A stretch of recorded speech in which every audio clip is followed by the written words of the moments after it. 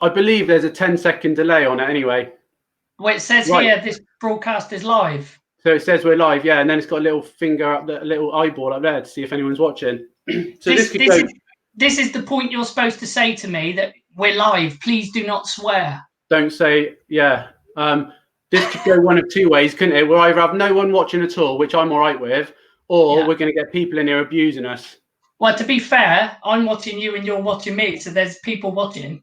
That's true, yeah. Oh, we've got three there anyway. So, why are we doing this? We've never done Facebook Live before, have we, John? This is our first time. We're breaking our duck together. So, I was listening to a podcast a while ago, and it's by Scroobius Pip. Yeah. And it's called Distraction Pieces. And he did this brilliant podcast, and it was, and I'm probably paraphrasing, it was something like 5 songs that make you cry. And it was him and 3 of his friends drinking gin, like Mother's Ruin, and then listing songs that always make them cry. So we're not going to, hopefully, we're not going to cry tonight. But I thought it'd be I miss you and I miss my colleagues. So I thought it'd be a nice opportunity to talk to you and to tell everyone else a little bit about you. So you are, hi, John. So this is John. Lots of people will know you already. So John Lewis of JL Mindset Performance. Yeah. You are a member of the Association for NLP. We'll talk about NLP in a minute. You are a UK Personal Development member of? Yes. Yeah. And Association for Coaching. Yes. All of the above. All right. And on your website, I'm kind of paraphrasing again from your website. You are someone, your aim is to help people achieve personal, sporting and business goals through NLP and other tools. Is that fair? That's very fair. In fact, that's really kind, Danny, because I didn't know I could do that. Could you add anything? I am drinking, by the way, but it's a cup of tea, look. That's a Borussia Dortmund mug. Yeah, look, it's from 1993-94. Nice, good year. I was a hipster before we knew what hipsters were. You weren't born in the 1994, Danny. Stop it, you. Look at this grey hair. Definitely got worse. Look at this hair. You're the one man who's not missing haircuts. Well, I don't know. Maybe a beard trim. Yeah, it's looking good, though. You're looking well. So, yeah, sorry. You fill in the gaps. You tell us about you. Who are you? Okay, so as you nicely introduced me, Danny, yes, I'm John, JL Mindset Performance. So I'm a coach, not in the sense of a physical coach. I work more with the mindset side of life and people, again, within sport, business and individuals, to help them overcome obstacles that are stopping them from reaching their potential, or helping them overcome obstacles that may be stopping them from moving in a direction they want. So it takes me everywhere. What I love about what I do, Dan, I came into this, sorry, because I will go out on a tangent because I love it. Yeah, me too. You know, the tie makes me look official. We can have a battle. I do love the tie. That's great. That's great. So I came into this initially for the sport, because again, sport is what I love doing. You're in the office, by the way, so there's the trophy cabinet at the back there. That was subtle. I like it. You like that? Yeah. You notice how I got that strategically put. This is the actual coaching as the certification. But no, for me, it was I came into this for sport, and I've always enjoyed working with people. I've always liked helping people, even from a young age. I've always loved interaction with people. I love talking to people, but more importantly, I love listening to people and their stories. And for me, it was a career change, and it was what do I want? What do I want to do? What can I offer people? What can I bring? And for me, again, with all them things I always thought I was comfortable doing with helping people, I thought, how about taking a career within it? And again, it was to start helping people with a mindset within sport. So I started with some distance learning on sports psychology, worked with some incredible performance coaches, got certification in performance coaching. then I went down the route of NLP, because NLP is very transferable into sport. I know you know a bit about NLP. What does NLP stand for everyone who might not know? It stands for not little people. So it stands for neuro-linguistics programming. So neuro is obviously our brain, the way we think. Linguistics is the language we use with other people, the language we use with ourselves, and the programming is the behavior side of it. So in a nutshell, it's helping people process their thoughts by listening to the language they're using with themselves and how that then affects the behavior. So again, for me to transfer that into sport is fantastic, because it gives me a range of psychological tools I can use with people to help them think differently by listening to how they're communicating with themselves and effectively changing the behavior, the output, the last thing you see. Yeah. But again, sorry, just on that, it started with sport, but it got to a point and I thought, I don't just want a niche in sport. So it's very transferable. So then I spent 3 years, as I said, the NLP. I'm now an accredited NLP master practitioner. I went down the role of coaching. So I'm a qualified performance and life coach. So it's this whole package, Dan, that I like to think I can offer anybody who needs assistance in breaking where they are and they want to get to the next level, or people who just want to improve from where they are. It's a very rangeal thing. Rangeal, is that a word? Rangeal? Yeah, we're having that. We're having that, rangeal. So yeah, I love it. Brilliant. So you were one of, because you are my colleague at Washbourne House, and you were one of the first people you are, sorry mate. So, you were one of the first people that I contacted when Washbourne House was a kind of figment of mine and Russ's imagination, I guess. And like I say, you were one of the first people that I contacted, because I think, and I don't know if you'd agree or not, we've never really touched on this, but I think despite people coming to us for what they perceive to be very different reasons, there's huge crossovers between what we do. And even I'm not a big fan of the word journey. It always makes me feel a bit like I'm on the X Factor or Britain's Got Talent. But even our journey into what we do are very similar, because we've come from very different backgrounds into a complete change of career. We were both sports people, I guess, or interested in sports, and primarily that was our intro to our industries. But actually now we do far more than just sports injuries for me, or sports performance for yourself. And actually, I think a lot of what we do on my side of the couch is behavior change. It's not just, I am absolutely a therapist that rubs legs and sticks elbows in glutes and moves joints around, but actually what we're trying to do is change behavior. And that's why I really wanted someone like yourself at Washbourne, because I think there's that huge crossover of like I say, behavior change and habit. I'm reading a lot about habit at the minute. There's a really good book by James Clear, Atomic Habits, and he talks about that. It's almost a myth, isn't it, that 21 days to change a habit. We kind of know it takes far longer for most people to fully change that habit. I think in the book he quotes 2 months is about the average time. And changing habit is a positive thing, and breaking habits is a positive thing as well. So yeah, I think there's probably a huge crossover between what we do and what you do, even though the person presenting to us is probably there for different reasons. Do you agree? And what I love with what you've said there is, what you and I do is similar. Yes, it's behavioural, because for some people they take their mind for granted, in a sense of it's not until they feel pain or they're not performing at their best that they always look at the behavior. Or for you, it's the external, ow, I'm hurting, I better go sit down.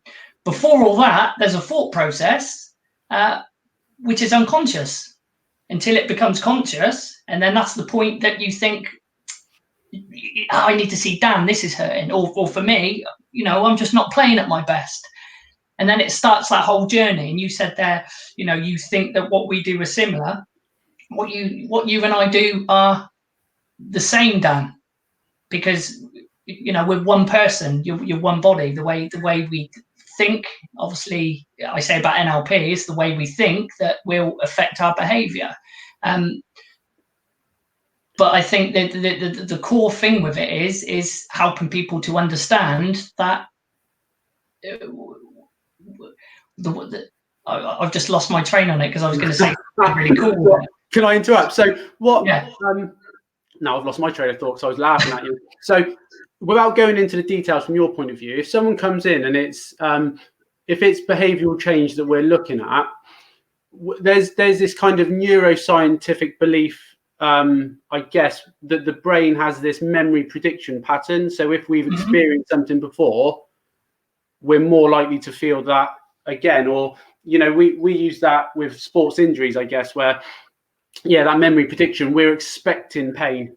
So that pain isn't a real physical, pain's never a real physical thing, I guess. It's always this neurological thing. But where people are expecting pain, that's bigger than any physical input.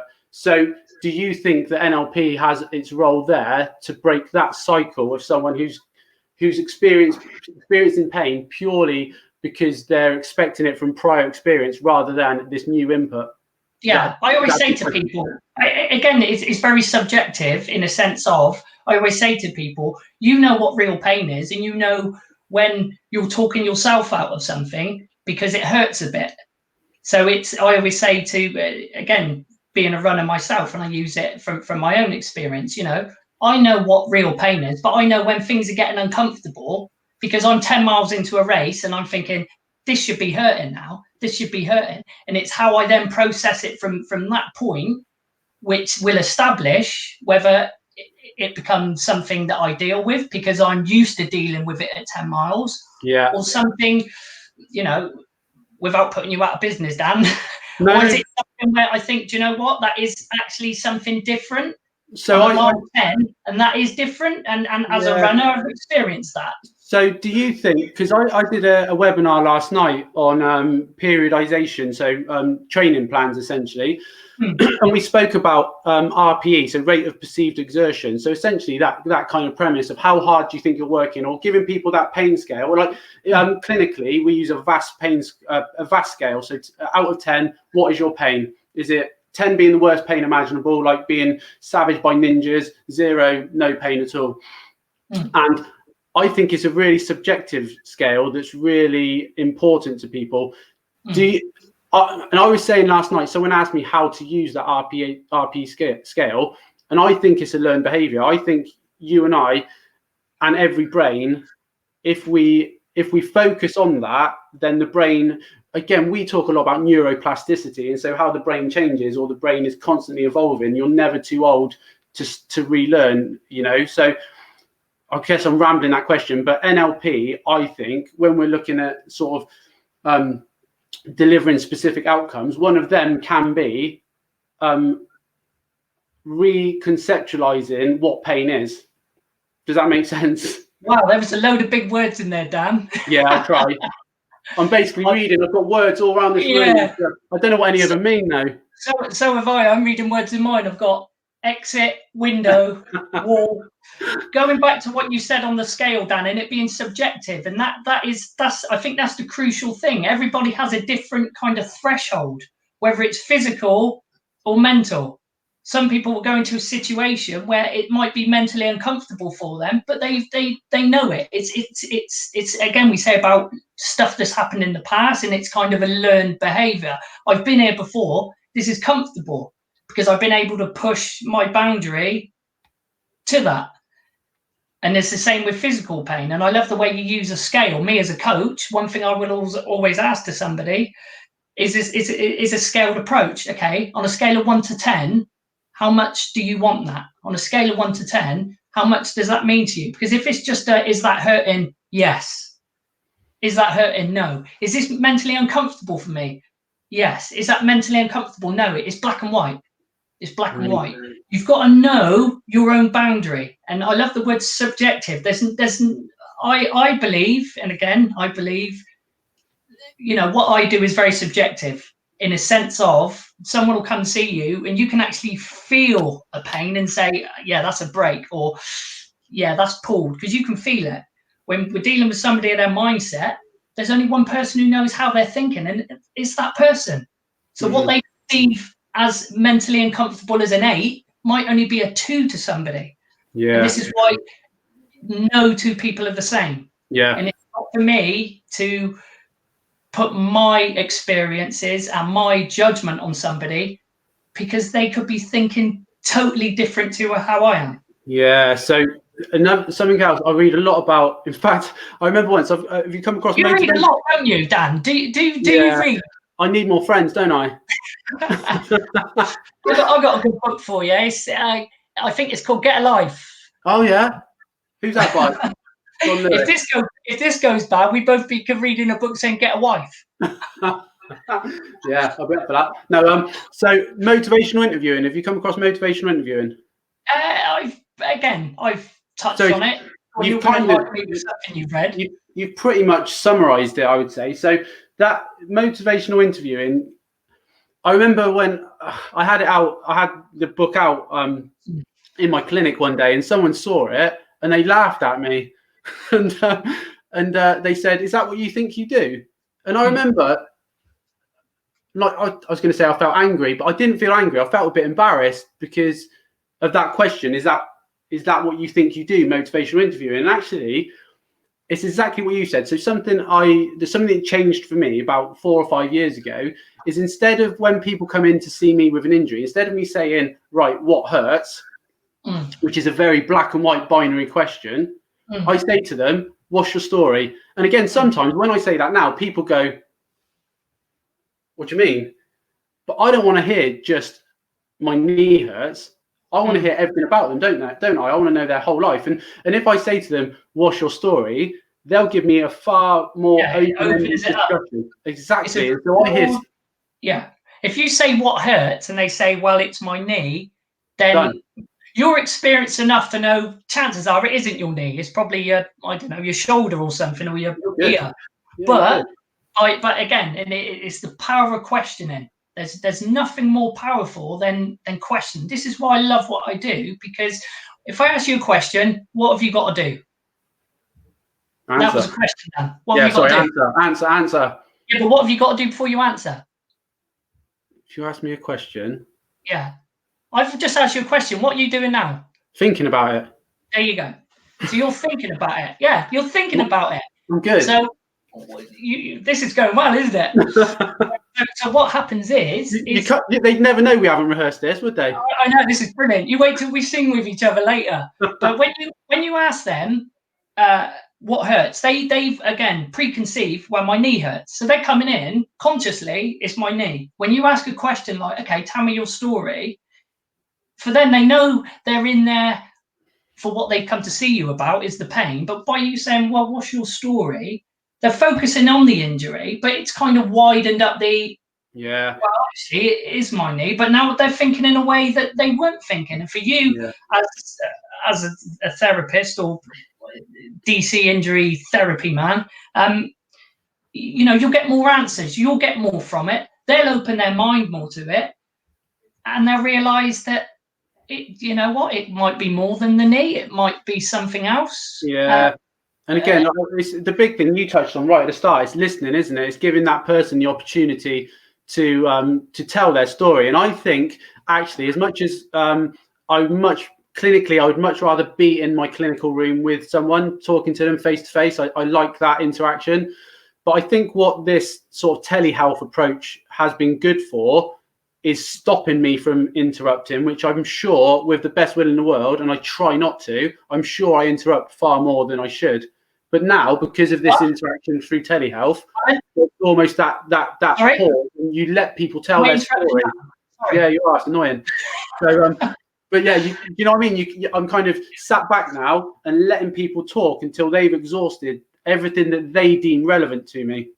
And that's been quite useful. I can not talk for 5 to 10 minutes on an online consult now, where people just keep going and add into their story, and I'm taking notes, and things that they didn't think they were going to be bringing to me are now on the table, and you get a far better result. The other thing with motivational interviewing is, are you big on affirmation?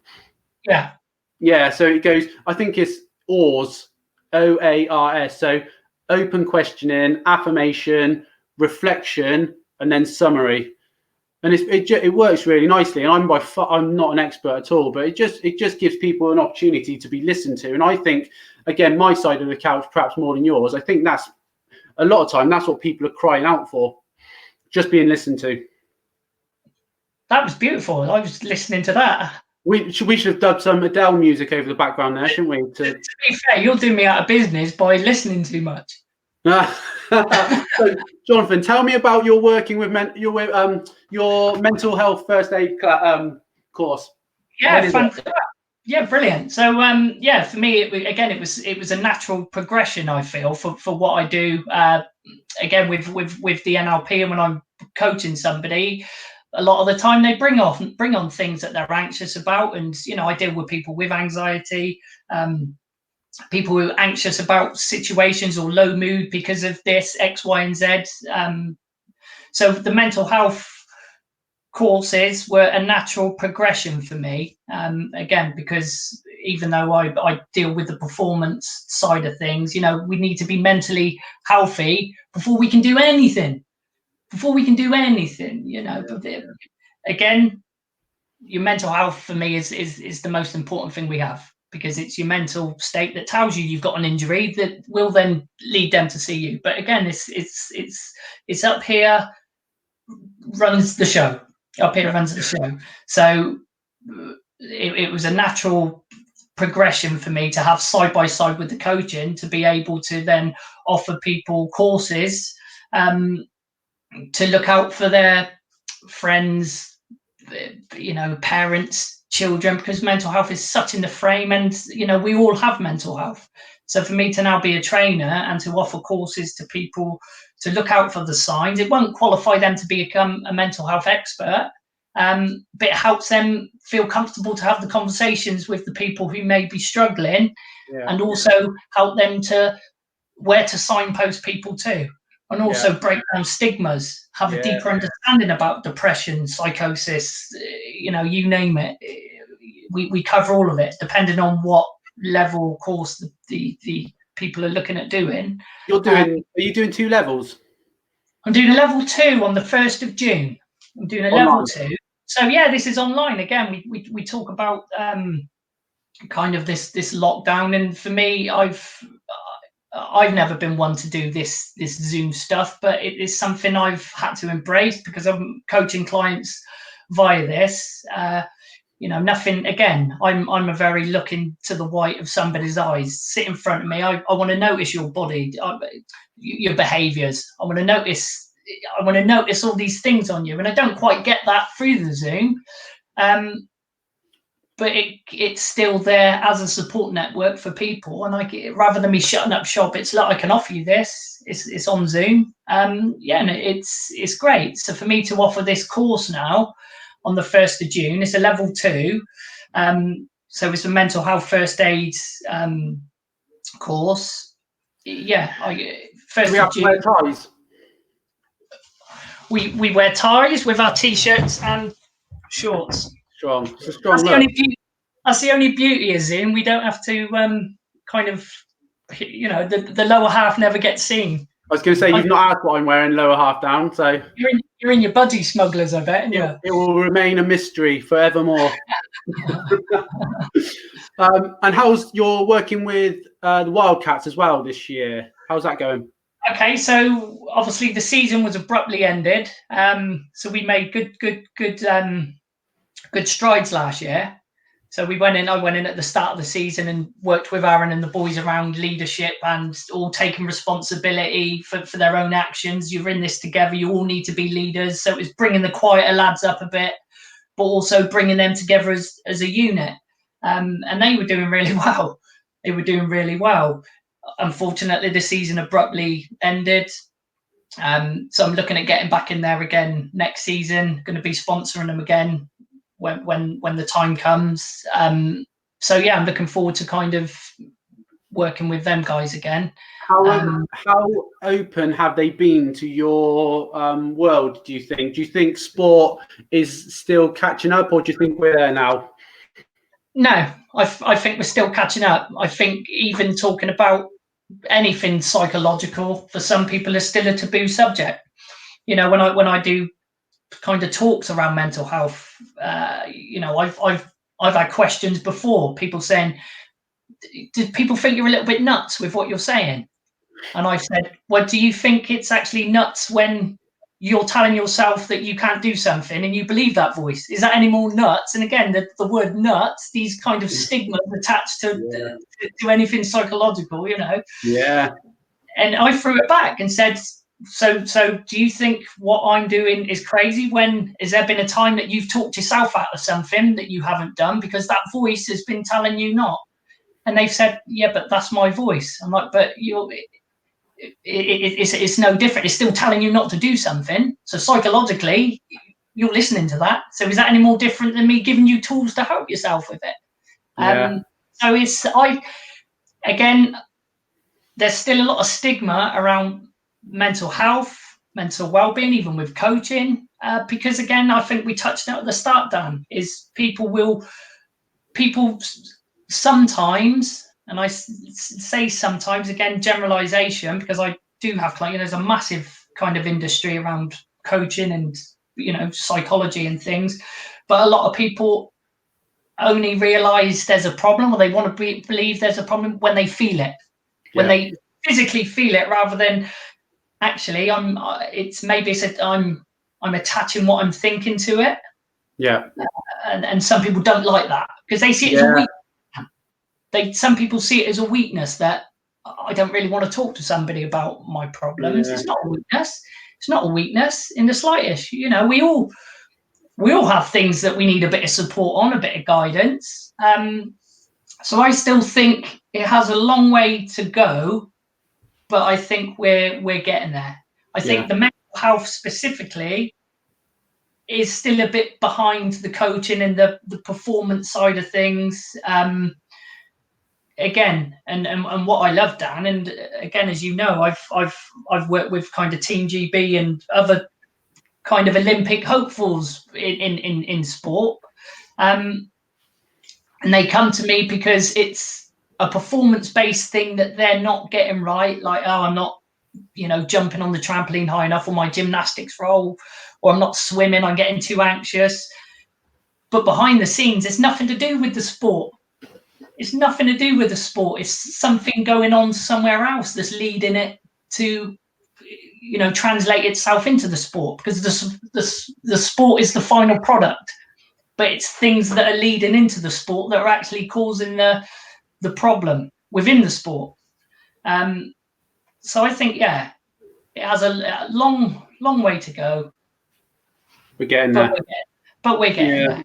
Again, it's very subjective, Dan. It's down to the individual. Some people are open to it. Some people aren't open to it. Some people go on. I was going to say, some people probably wouldn't want to see a therapist. I'll just run it off. Yeah. I'll just run it off. Oh, I got another leg.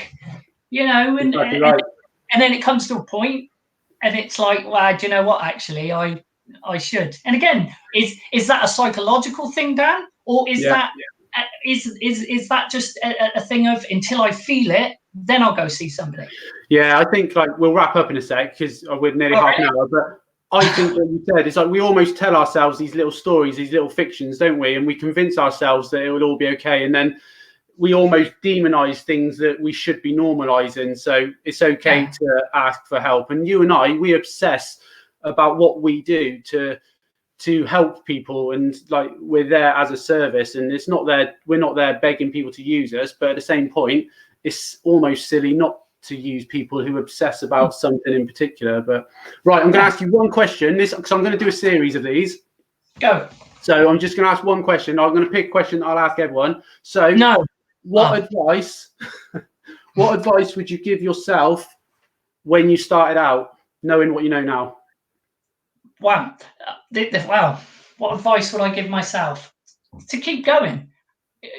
The thing is, again, Dan, especially when it comes to kind of the personal development side of people, and people want to make massive changes in their life, how can I look them in the eye and coach them into doing it if I'm not doing it myself? Mm-hmm. So the advice I would give myself now to when starting out is, do you know what, John, you're doing everything well. You've worked hard, you've studied, you've put in the hard work, you've not got ahead of yourself, you've gone down the right channels, 4 years of studying, you've not just picked up a book and thought, yeah, that's it, I'm this, I'm that.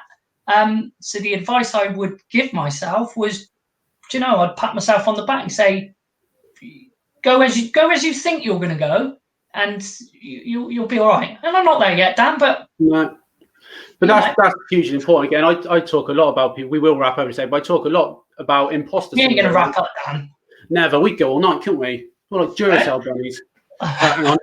But yeah, I talk a lot about like imposter syndrome. How every day I wake up and I just convinced I'm a fraud. I know nothing, and so every day. That's perhaps why I read so much, and perhaps it is something that I should almost address. But yeah, I have huge imposter syndrome where I can never know enough. I obsess about conditions that I'll never see in my career because I need to know that if that person presents to me, I can't miss it because it could be the difference literally between life and death. So I think a little bit of imposter syndrome's okay, isn't it? But you don't want to kind of become obsessive about it. No, I think it just shows you, again, I talk about the mindset and imposter syndrome. Yeah, we all get imposter syndrome. It can keep us safe because it keeps us on our toes to think, well, don't get you ahead of yourself here, do the work. But it's when it gets you stuck. Yeah. I spoke to some kind of top international speakers around it, and imposter syndrome is a natural thing. It's a natural thing. But I think when about kind of wanting to read, wanting to study, I think that just says a lot about your mindset. And I'm the same. I have to actually, when I'm sat down not doing anything, I feel guilty. Yeah. I feel, what can I do next to grow the business? What can I do here? What can I read? I always feel I need to be doing something. And I think one thing this lockdown maybe have helped, Dan, is, do you know what? Just take your foot off the gas a minute. Yeah. Take your foot off. You know, your business isn't going anywhere. My business isn't going anywhere. But you know what? You'll be far more productive by taking a bit of a break and taking yourself out of that whole mindset of must learn, must learn. I'm talking like a real hypocrite here because I could not just sit. But I'm telling you and anyone else watching. But that is so true. It is an example, Dan. The other night, me and Hayley, my wife, as you know, we were there. She said, "Are you all right?" And I said, "You know what, Hayley? I'm just absolutely knackered. I am knackered. I'm tired. I'm just going to go to bed." And what I did, Dan, I just took myself to bed. Yeah. Okay. And the next day, I was far more productive. Yeah. I ran 100 meters in 7 seconds. Oh, decent. Yeah. No. That's that new haircut. Sorry. That's the new haircut. Streamline. Aerodynamic. But no, in all seriousness, and again, you kind of dealing with the physical side of me with the mental side, you've got to listen to your body. You've got to listen to your brain. If your brain is saying, I'm tired, again, know your range. Know from a 1, are you tired? But it's just because you can't be arsed.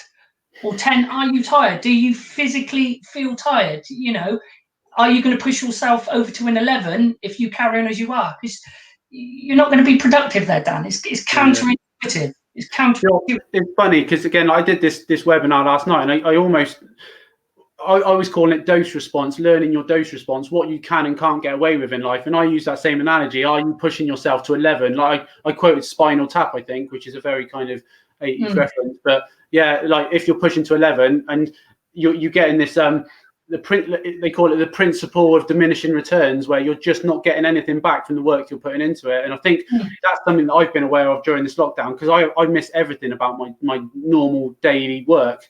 So I kind of feel like I've been obsessing more about things that really I needn't do that. But anyway, we should wrap up. We should let people go home. Not that I don't think anyone's watched the whole thing, but thanks, John. That was brilliant. Like I say, I wanted to do this. I'm going to do it with a number of people, hopefully, if I can persuade them. But yeah, just to give you a virtual high five. I'm like really proud that you're my colleague. Oh, thanks. I thought we were going to sing. You go first.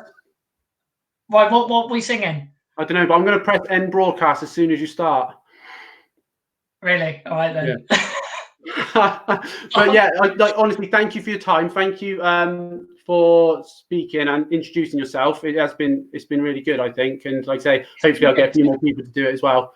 And if anyone else wants to do it, they can obviously forward themselves. So I shall end the broadcast, but stay with me, John, because I don't think it's going to hang up on you. Okay. Okay.